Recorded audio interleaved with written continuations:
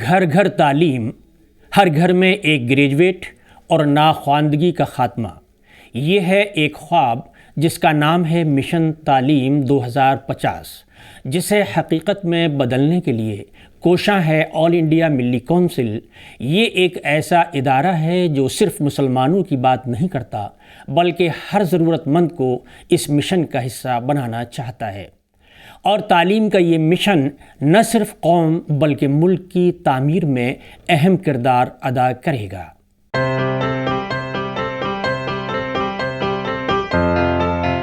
ناظرین، آواز دی وائس کے پروگرام بیچ بحث میں آپ کا خیر مقدم ہے۔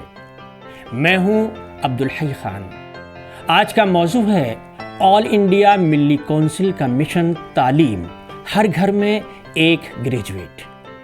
عزیز دوستو، آل انڈیا ملی کونسل نے ایک منظم خاکہ تیار کیا ہے جس کے تحت دانشوروں، مخیر حضرات، سیاسی رہنماؤں، اسکالرز، ریٹائرڈ بیوروکریٹس اور دیگر حضرات کی مدد لی جا رہی ہے تاکہ قانون، ذرائع ابلاغ، مائکرو اور نینو ٹیکنالوجی کے ساتھ سرکاری ملازمتوں میں حصہ داری کے ساتھ اہم کردار ادا کیا جا سکے۔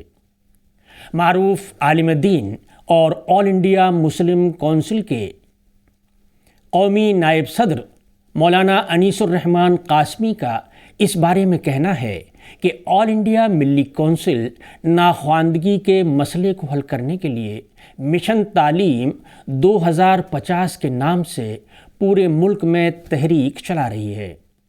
اس کے تحت بہار کے مختلف ضلعوں میں ملی کونسل کی ٹیمیں الگ الگ پروگرام منعقد کرتی ہیں تاکہ لوگوں میں تعلیمی بیداری کو عام کیا جا سکے۔ مشن تعلیم 2050 ایک ایسا خواب ہے جس پر ملی کونسل مسلسل چلنے کی کوشش کر رہی ہے اور آئندہ بھی اس کام کو ہر قیمت پر زمین پر اتارنے کی پہل کی جائے گی۔ حال کے دنوں میں بہار کے مختلف ضلعوں میں اس کے تحت پروگرام منعقد ہو رہے ہیں جس میں سماج کے سبھی طبقوں نے حصہ لیا، جس میں مسلمانوں کے ساتھ ساتھ کئی علاقوں میں ہماری ہندو بھائی بھی شریک ہوئے۔ تعلیم سب کی ضرورت ہے۔ ہاں، یہ صحیح ہے کہ تعلیم کے میدان میں مسلمان پیچھے رہ گئے ہیں، لیکن یہ بھی سچ ہے کہ دوسرے مذاہب کے لوگ بھی خاص طور سے دیہی علاقوں میں تعلیم حاصل کرنے سے محروم ہیں۔ مولانا انیس الرحمن قاسمی کا کہنا ہے کہ مشن تعلیم 2050 کے تحت ہم نہ صرف مسلمانوں کو بلکہ ہندو بے پڑھے لکھے بچوں کو بھی پڑھانے لکھانے کا منصوبہ رکھتے ہیں۔ ان کا کہنا ہے کہ سماج کا وہ طبقہ جو تعلیم کے میدان میں پیچھے چھوٹ گیا ہے، چاہے وہ ہندو ہو، دلت ہو یا بالخصوص مسلمان ہو، ان کی مدد کرنا اور انہیں قومی دھارے میں لانا قومی مفاد کا سب سے بڑا حصہ ہونا چاہیے۔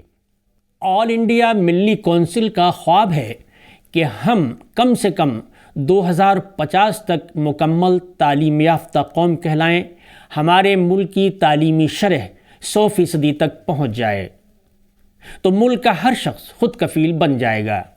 اس سے جہاں ہر سماج کی ترقی ممکن ہوگی، وہیں ہمارا ملک ترقی یافتہ ملک کی فہرست کا حصہ بن جائے گا۔ تعلیم کے تعلق سے مختلف رپورٹوں میں یہ بات واضح ہو گئی ہے کہ مسلم طلباء اور عام بالغ مسلمانوں کی تعلیمی شرح قومی شرح خواندگی سے کم ہے۔ اس کے ساتھ ہی یہ بھی ایک حقیقت ہے کہ 6 سال سے 14 سال کے درمیان والے قریب 20% ہی مسلم بچے اسکول کی دہلیز نہیں دیکھ پاتے ہیں۔ اگر وہ اسکول جاتے بھی ہیں تو درمیان میں ہی تعلیم کو ترک کر دیتے ہیں۔ اعلیٰ تعلیم میں بھی یہی حال ہے۔ اس کے ساتھ ہی خواتین کی خواندگی اور بھی کم ہے۔ ان کا کہنا ہے کہ لڑکیوں کی تعلیم میں تعلیمی اداروں کا مسلم علاقوں میں نہیں ہونا ایک رکاوٹ بنتا ہے۔ مدارس میں بھی محض 4% طلباء ہی زیر تعلیم ہیں۔ مکتب کا نظام بھی ہر جگہ نہیں ہے، جس کے سبب طلباء و طالبات کی ایک بڑی تعداد دینی تعلیم حاصل کرنے سے محروم رہ جاتی ہے۔ ان کا کہنا ہے کہ مکاتب، مدارس اور اسکولوں میں تعلیم تربیت یافتہ اساتذہ اور انفراسٹرکچر کی کمی ہے۔ ان کمیوں کو بھی دور کرنے کی کوشش کی جانی چاہیے۔ ملک میں نئی تعلیمی پالیسی نافذ ہو گئی ہے۔ نئی تعلیمی پالیسی سے تعلیم میں تبدیلی واقع ہوگی۔ اس کے مثبت اور منفی دونوں اثرات ہوں گے۔ ہمیں مثبت پہلو پر سنجیدگی سے کام کرنا چاہیے۔ اس کے ساتھ ہی مشن تعلیم 2050 کے تحت کونسل کا یہ بھی منصوبہ ہے کہ لوگ سرکاری اور غیر سرکاری اداروں سے کس طرح فائدہ حاصل کریں۔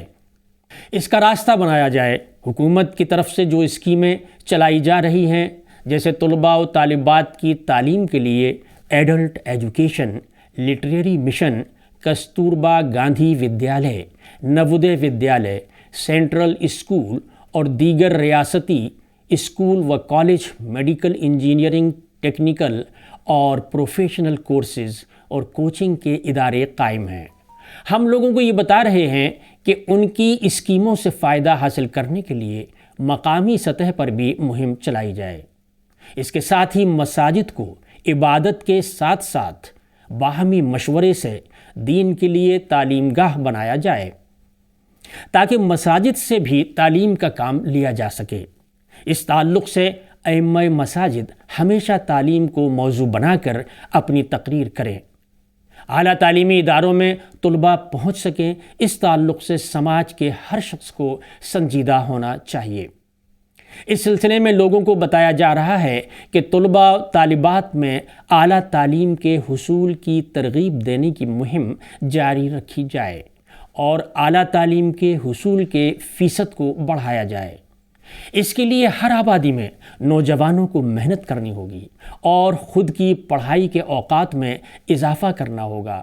مولانا انیس الرحمن قاسمی کا کہنا ہے کہ مشن تعلیم 2050 کے تحت ملی کونسل نے اپیل کی ہے کہ والدین چھوٹے بچوں کی تعلیم میں خود کی پڑھائی کے اوقات میں اضافہ کریں۔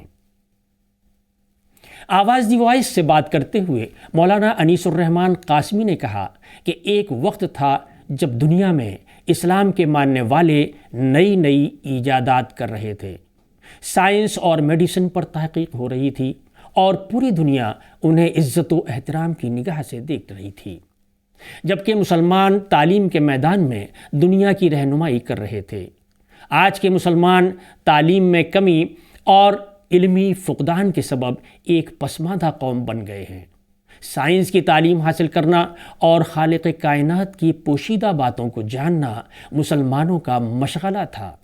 اس تعلیم کو اور تحقیق کو پھر سے زندہ کرنا ہوگا تاکہ مسلمان کائنات کے راز کو بھی جان سکیں اور دنیا کو نئی نئی چیزیں فراہم کرا سکیں۔